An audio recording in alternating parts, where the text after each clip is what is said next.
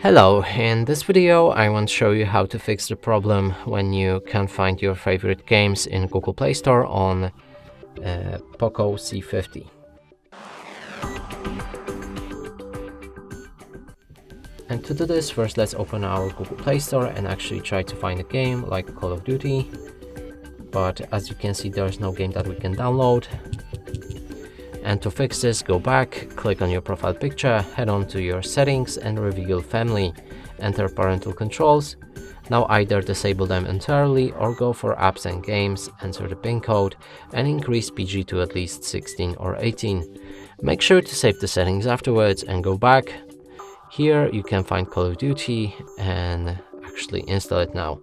And that's it for this video. Hope you like it. Please consider subscribing to our channel, leave a like and a comment below.